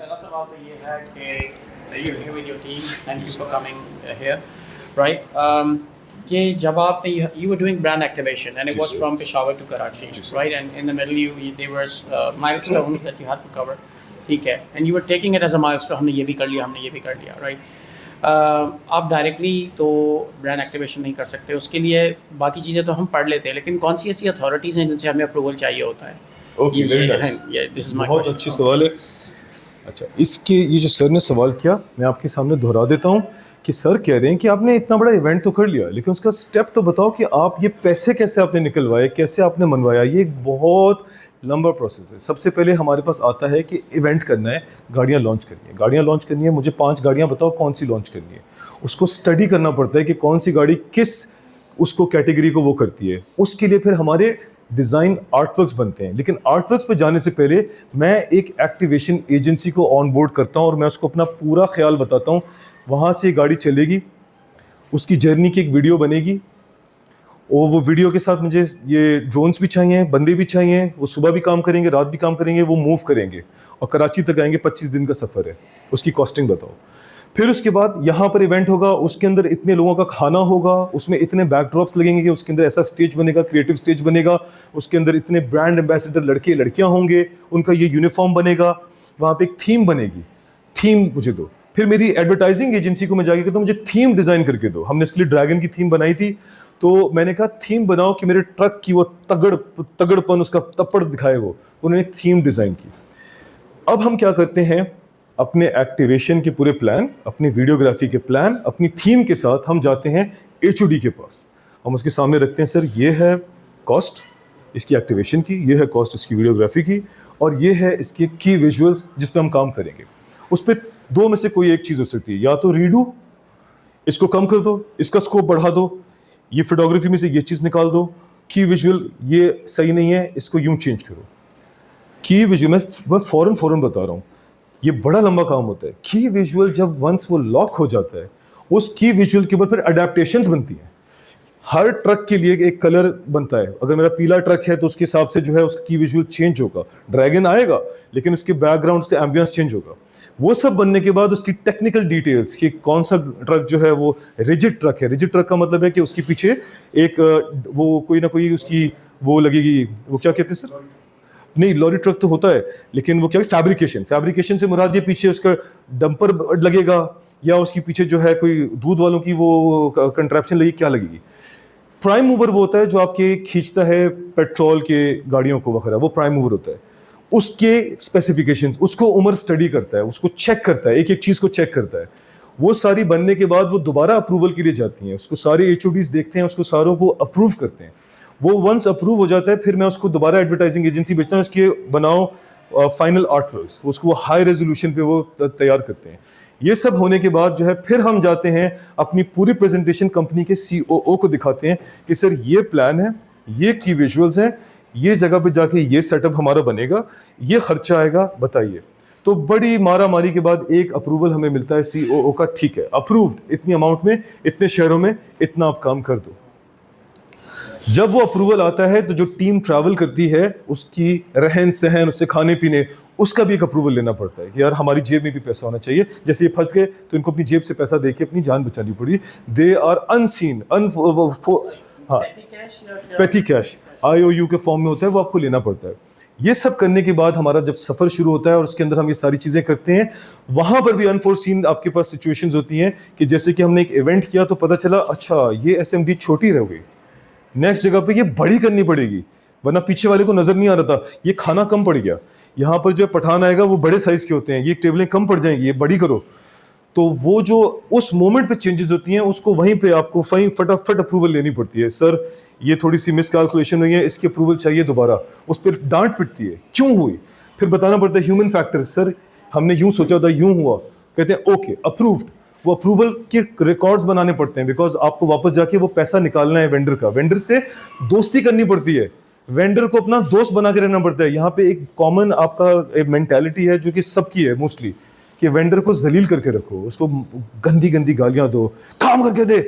मैंने इतने लोगों को देखा है कि वो ऐसे करते हैं। हमारी टीम मशहूर है इंटरफ्लो के अंदर, और किसी भी पाकिस्तान की एक्टिवेशन एजेंसी को उठा लें, वो तड़पते हैं कि आ जाओ हमारे पास काम के लिए। Contact plus, yes yes yes, contact plus हो गया, इंटरफ्लो हो गया, ब्रोनाज हो गया, ब्रांड एम्बिशन, ये बहुत सारे, ये तड़पते हैं हमारे पास आप काम के लिए आओ। हम इतना मोहब्बत प्यार, इतने सुकून से उनके साथ काम करते हैं, किसी चीज पे माथे पे शिकन नहीं आता। अच्छा एक बात जरूर बताओ। जी sir. Sorry, I mean I'm taking the privilege of knowing you for the last 17 years, so मैं इतने formal नहीं हो रहा, but I remember you were in an ad agency at a good post. जी सर। And you left, वो कौन सी थी, थोड़ा अपना वो experience। सर मैंने 2 एड एजेंसीज में काम किया है। पहले मैंने काम किया था मैनहट्टन कम्युनिकेशंस के अंदर, जहाँ पे मैंने 3 साल काम किया, और वो मेरी ज़िंदगी का सबसे खूबसूरत वो एक जॉब एक्सपीरियंस था। और उसके बाद मैंने द एजेंसी, जो कि उमैर जालियावाला के भाई हैं ओवैस जालियावाला, उनके पास, वहाँ मैंने मेरे ख्याल से 5 या 6 महीने काम किया था। मैनहट्टन कम्युनिकेशन के अंदर जो मेरी जॉब थी वो एक बहुत ही छोटी 15,000 रुपये की सैलरी से स्टार्ट हुई थी, और वो 15,000 रुपये की सैलरी पे मैंने वहाँ 6 महीने काम किया। 6 महीने के बाद जब मेरा अप्रूवल का टाइम है, उन्होंने 2 महीने और बढ़ाए, 8 महीने वहाँ मैंने 15,000 पे काम, फिर मेरी सैलरी बढ़ी 40,000 के ऊपर। पर वो मेरी जिंदगी की सबसे बड़ी सैलरी थी, उससे मैंने अपनी जिंदगी में पहली बार नाइकी के जूते लिए, खुश हो गए 6,500 रुपये के, यार ये मैंने बड़ा महंगा जूता लिया है जिंदगी में पहली बार। लेकिन बताने वाली बात है, वहाँ जो मेरी लर्निंग हुई ना वो बेहतरीन थी। मुझे बहुत अच्छे टीचर्स मिले, अमीन लोखंडवाला मेरे बॉस थे, ऐसे अटेंशन टू डिटेल, किस तरह से तुम आर्ट वर्क देखो, एस्थेटिक्स को देखो, कलर्स को देखो, उसके कंट्रास्ट को देखो, वो जो मुझे वहाँ सीखने को मिला ना, वो बेहतरीन जिंदगी का। मैं तो क्लाइंट सर्विसिंग में था, लेकिन क्रिएटिव के साथ हमारा काम होता था ना सर। हाँ बच्चों, आप लोगों को अच्छा एक सवाल ये है कि मैंने आपको 3 वीडियोस भेजी थी कि वो किसी को अगर वो भेज दें और वो अगर डाउनलोड कर लें, मैं वो चाहता हूं कि अगर यहाँ चल सके वो। ठीक है Asif, can you do this? Laptop की अरेंजमेंट हो सकती है? ठीक है, लिया। जब तक ये लैपटॉप लेके आ रहे हैं, आपके कोई सवाल हैं प्लीज करो, किसी का भी। इसको ऑन भी कराओ। किसी भी हवाले से, मतलब कि करियर पॉइंट ऑफ व्यू से। अगर आप सवाल नहीं करोगे तो फिर मैं एक चीज़ और बताऊंगा। इनके साथ ये है कि they came last year. जी sir. Very second semester they are in. शायद अभी इनमें से बहुत सारों ने ये डिसाइड भी नहीं किया है कि whether they have locked BBA or in which majors. ठीक है सर। तो उस पर्सपेक्टिव चलो मैं आपसे सवाल करता हूँ, हाथ खड़ा कीजिएगा फिर मैं पूछूंगा। बताओ आपने बीबीए क्यों लिया, क्या सोच के लिया आपने? सीएस में फेल हुआ। आप सीएस में फेल हो गए, सीएस के कंप्यूटर साइंसेस, ओके ठीक है। और कोई? जी, अपने बिजनेस में मदद लेने के लिए। बिजनेस से मदद लेने के लिए। और कोई? स्टार्ट करने के लिए। अच्छा ठीक है, चलो कोई और वैसे हाथ नहीं उठा रहा। एक लास्ट, हाँ आप लो। स्टार्टअप में हेल्प के लिए, ओके ठीक है। मैं बीबीए में इसलिए आया क्योंकि मेरे भी इंजीनियरिंग में मार्क्स कम आए थे, ठीक है। मगर मेरे इंजीनियरिंग में मार्क्स इसलिए कम आए थे क्योंकि मेरी वालदा ने मुझे पुश किया था कि तुम इंजीनियर बनो, जो कि हमारे अक्सर वालिदैन की बहुत एक गलत अप्रोच है। मैं अपने बच्चे को पता है क्या बोलता हूँ, मैं कहता हूँ तू फेल हो जा, लेकिन कभी ज़िंदगी में झूठ नहीं बोलना, किसी का दिल नहीं दुखाना, बुरे इंसान नहीं बनना, बाबा से झूठ नहीं बोलना, पढ़ाई करो, फेल हो जाओ कोई मसला नहीं, मगर गंदे इंसान नहीं बनना। मेरा बच्चा उस पॉलिसी पे, और अल्लाह का शुक्र फेल नहीं होता वो, क्योंकि मैं उसको पॉजिटिव एटीट्यूड देता हूँ और वो अपनी चीज़ों को खुद सेलेक्ट करता है, ठीक है। वालिदैन ने, अब्बू जान मेरे डॉक्टर थे, तो अब्बू जान मेरे असल में अब्बू जान मेरे क्रिएटिव थे। वो बचपन से हमारे हैंडी कैम से वीडियोज़ बनाते थे, तो शायद वहीं से ये वीडियो का मुझे शौक आया। वो वीडियोस बनाते थे और वो उस ज़माने के व्लॉगर थे 90s के, क्योंकि वो सीव्यू पे जाते थे, सीव्यू पे दिखा रहे हैं कौवा जा रहा है, कह रहे मेरा वो कोरा कागज़ था ये मन मेरा, और क्या वो सारे गाने गा रहे हैं। तो अब्बू जान की हम ये वीडियोस देखते थे बचपन से, तो हमारे अंदर वो शौक आया। हम स्कूल में हैं तो क्लास के अंदर वीडियो बन रही है, इसमें तो हालात ख़राब नहीं थे, स्कूल में आप जाके वीडियो बना सकते, सब कुछ। स्कूल से बाहर आ रहे हैं, वीडियो बन रही है, तो वहाँ से हमने अब्बू जान का शौक देखा। अब्बू जान हमारे क्रिएटिव थे। वो घर के अंदर जब 14 अगस्त आती थी ना, तो वो रॉकेट्स बनाते थे और वो रॉकेट्स लगाते थे और सब वो खुद कार्विंग करते थे सारी चीज़ें। तो मुझे बड़े होकर पता चला कि मेरे अब्बू जान कभी भी डॉक्टर या फौज में नहीं जाना चाहते थे। वो फौज में भी थे और डॉक्टर भी थे।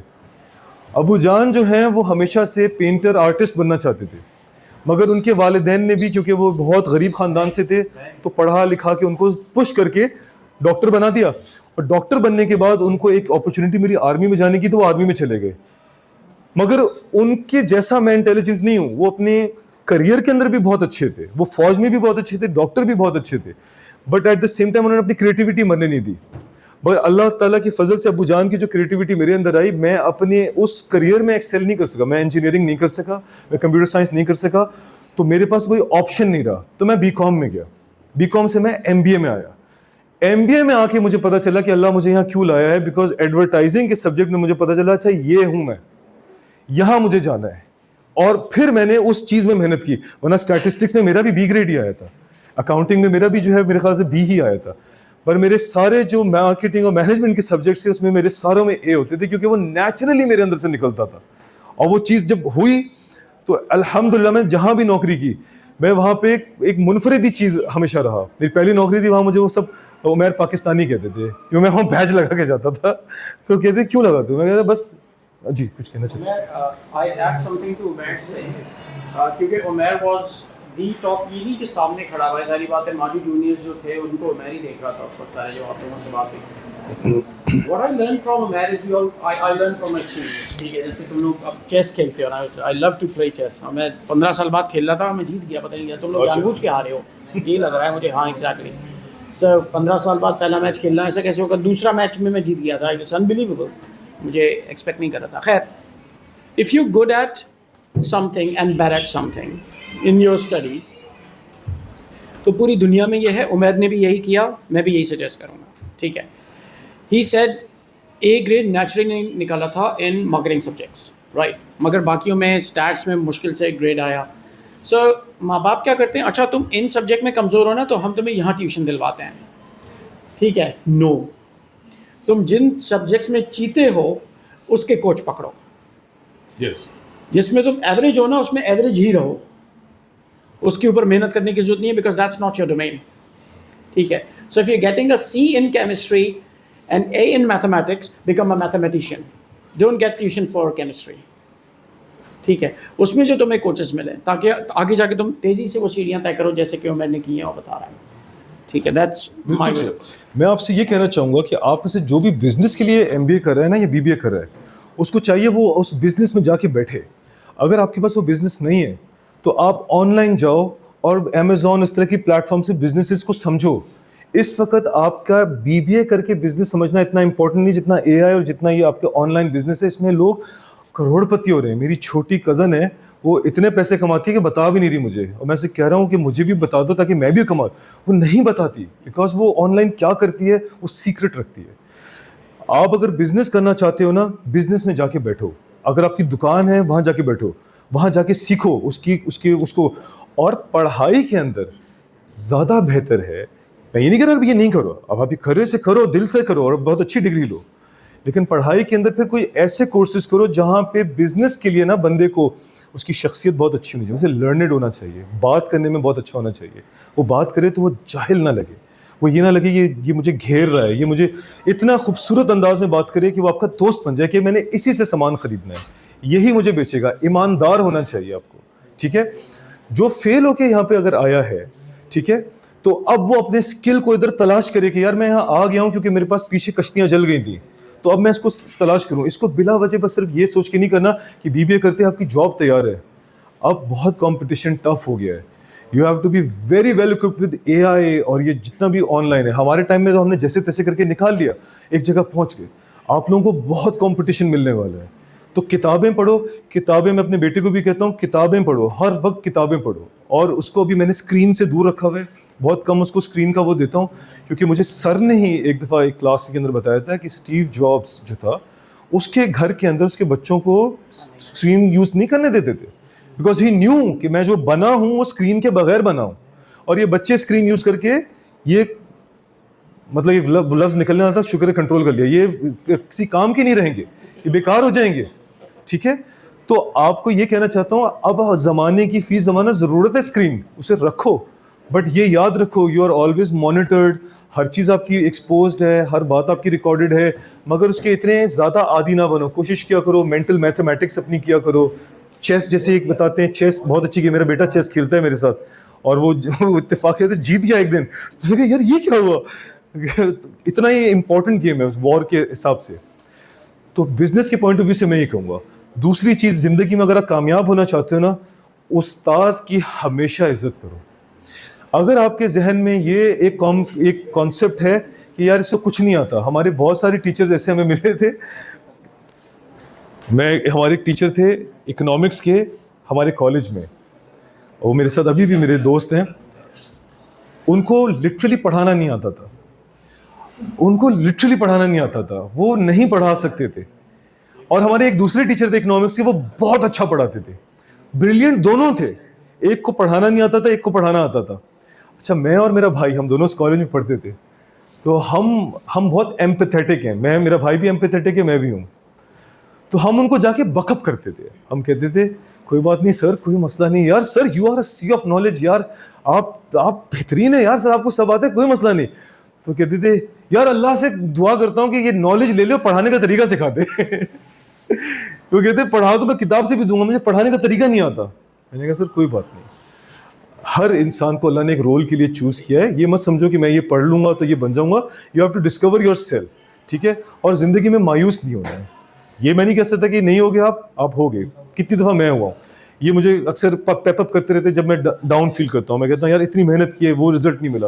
ये कहते हैं कोई बात नहीं यार तू ये, और अगले दिन मैं ठीक हो जाता हूँ, बिकॉज मुझे पता है कि मुझे अपने काम में मज़ा आता है। तो काम वो करो जो तुम्हें अच्छा लगे।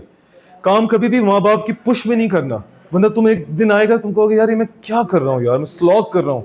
मज़ा आता है तो करो, चाहे किसी छोटी कंपनी में करो, छोटे से छोटी नौकरी से स्टार्ट करो, और कोशिश करो कि आपको नौकरी करनी ना पड़े।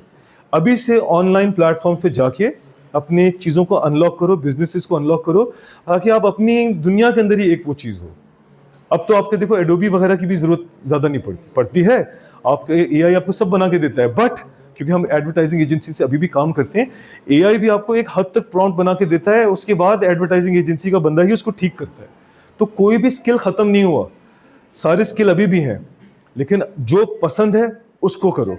अब कोई सवाल आपका करियर के पॉइंट ऑफ व्यू से, नौकरी के पॉइंट ऑफ व्यू से, आप अपने आप को यहाँ देखते हो कि मैं ये पढ़ने के बाद मुझे क्या करना चाहिए मजीद बाहर का? एक चीज़ बता दूं, no place is good place. ये मेरे कॉलीग हैं हमारे मुबीन भाई, वो एक इतनी प्यारी बात उन्होंने अभी रिसेंट इस साल जिंदगी में मेरे मतलब कि 8वें साल में आके उन्होंने बताई। उन्होंने कहा Umair, no place is good place. अगर आपको कहीं पर भी जिंदगी में ये लगा यार मैं उस कंपनी में चला गया, वो अच्छी कंपनी है, आपकी बहुत बड़ी भूल है। बहुत अच्छी अच्छी कंपनीज के अंदर बहुत टॉक्सिक माहौल है और बहुत ही माठी कंपनियों के अंदर बहुत अच्छा माहौल है। याद रखो, no place is good place, no university is a good place, every place is a cut throat learning ground. मैं उस कल परसों यहाँ के यूनिवर्सिटी में व्लॉग बना के गया तो मुझे बड़ी खूबसूरत इंस्पिरेशन सर ने दी कि तुम देखोगे हर जगह सीढ़ियाँ हैं, हर जगह सीढ़ियाँ हैं, हर जगह सीढ़ियाँ हैं। ये क्यों है यहाँ पे? क्योंकि आपकी यूनिवर्सिटी बहुत बड़ी है लेकिन रकबे में बड़ी नहीं है, तो उसको फैसिलिटेट करने के लिए सीढ़ियाँ बनाई गई हैं ताकि आप हर जगह, यहाँ पर ये जगह यूं नहीं बन सकती थी तो यूं, ये जगह यूं बना दी गई, तो सीढ़ियाँ उसको लेके जा रही हैं। लेकिन जब मैं बाहर आया तो मैंने सर की दी हुई इंस्पिरेशन को जब अपने ख्याल से वो किया तो मैंने देखा कि माजू का जो लोगो है, अल्लाह के नीचे किताबें हैं, वो भी एक सीढ़ियों को रिप्रेजेंट करती हैं।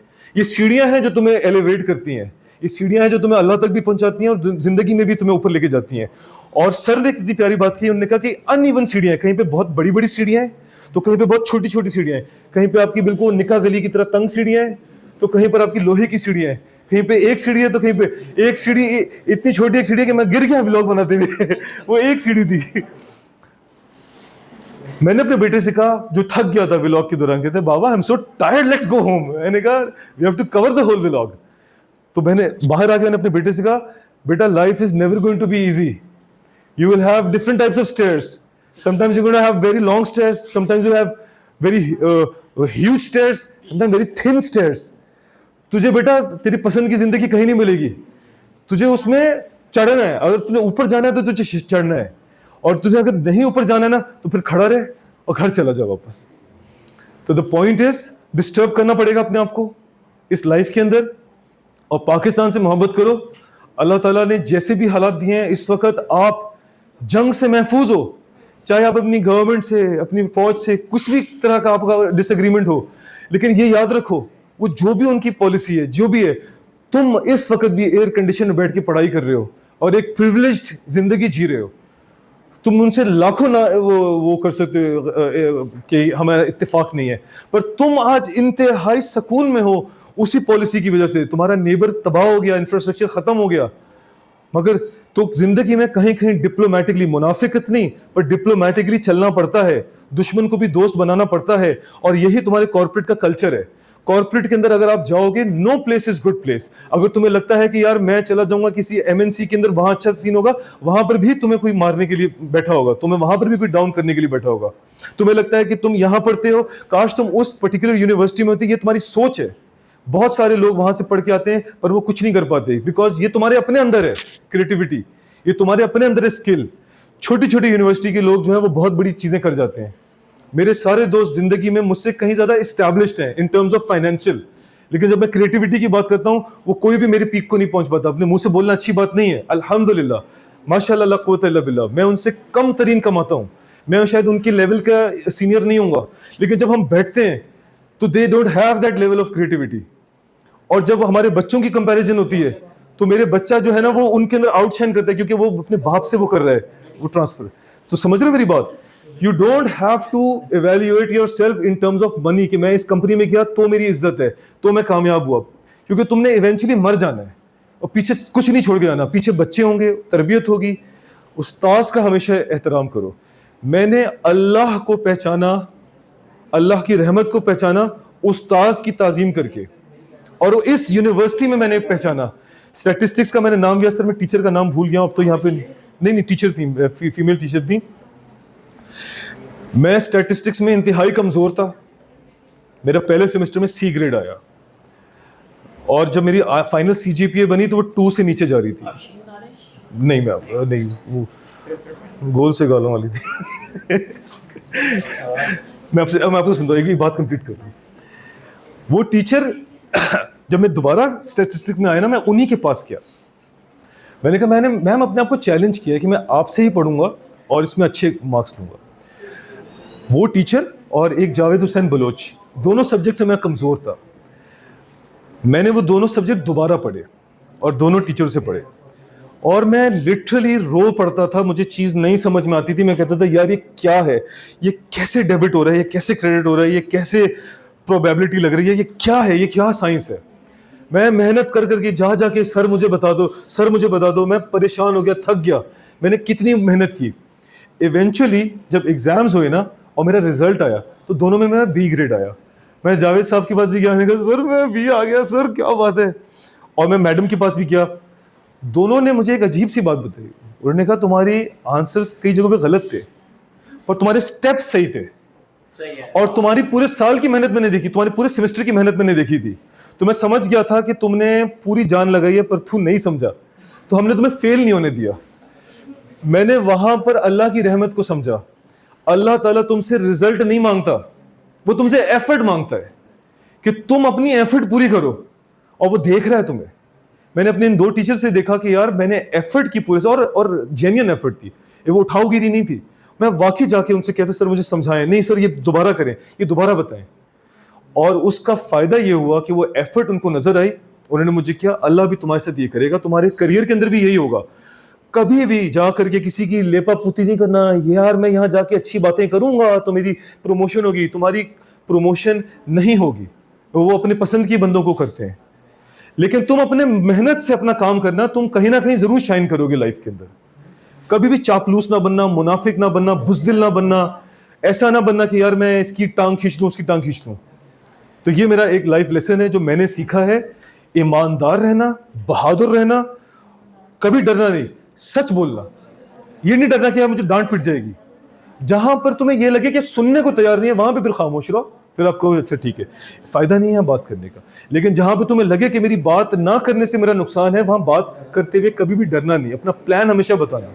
ठीक है, ये अगर लग गया आपका सवाल, आप सवाल करो। सर मेरा सवाल स्क्रीन ऑन है। जी सर, प्रोजेक्टर ऑन है। प्रोजेक्टर ऑन है, लाइट जी आपका सवाल। मेरा सवाल ये सर, आप जैसे ब्रांड एक्टिवेशन मैनेजर हैं सर, जैसे आजकल आप ब्रांड एक्टिवेशन में सर ट्रेंड्स मैटर करते हैं, तो इससे कितना फ़र्क पड़ता है ब्रांड एक्टिवेशन को लेकर? जैसे एक ट्रेंड है, वो एक ट्रेंड तो सर एक स्पेसिफिक टाइम पीरियड तक है ना, तो आप उसको कैसे ओवरकम करते हैं as a brand activation manager?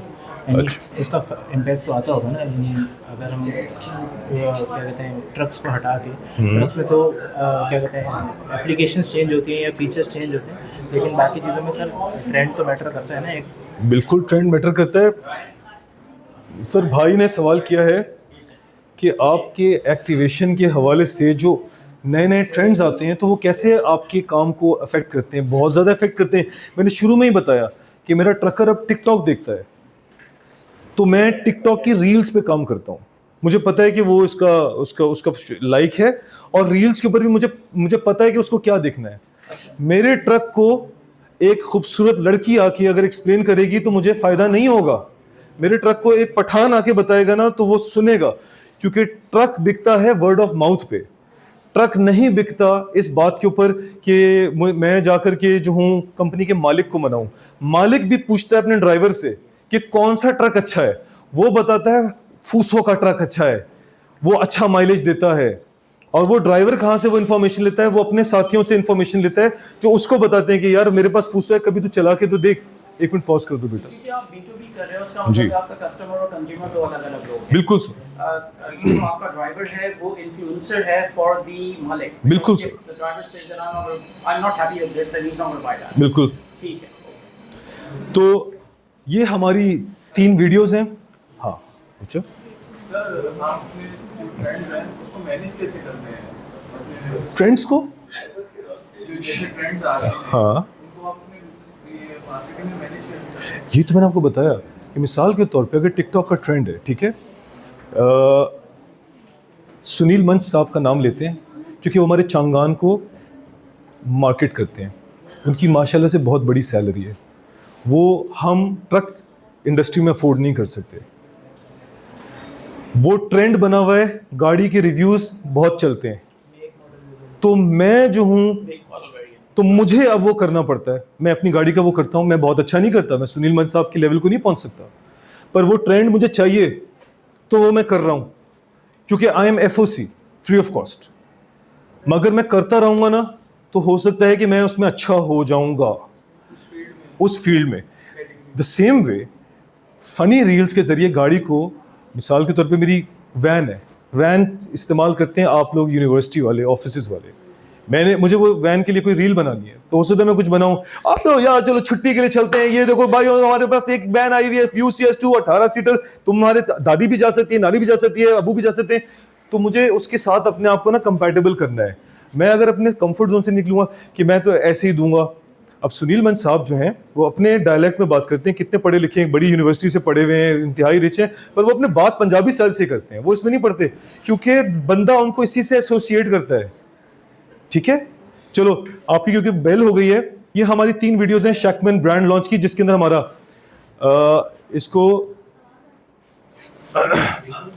ये हमारी जर्नी है जो मैंने आपको बताया, जो कि चाइना के बॉर्डर से स्टार्ट हुई थी। तो brand launch, the journey of Shacman brand launch, ठीक है। वॉइस ओवर इसका पीछे मेरा है और ये हमारे उमर साहब और हमारी पूरी टीम की कंबाइंड एफर्ट है। प्लीज़ बिस्मिल्लाह करें। सर मैं 2009 के अंदर यहाँ से ग्रेजुएट करके गया आए था। कब थे? मैं 2007 में। 7 में, 19 साल हो गए हैं with this organization. ठीक है, a big Alhamdulillah. round of applause for Amajua.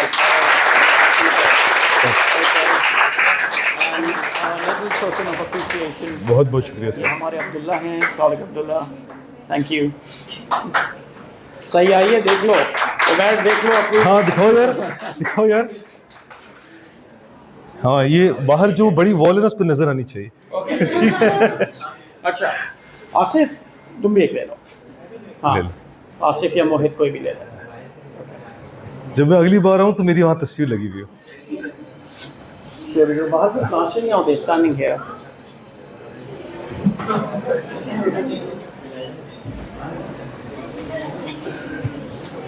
Okay शुक्रिया। Thank you. नहीं हो गया पिक्चर लेने रुस्तम। अच्छा। टुई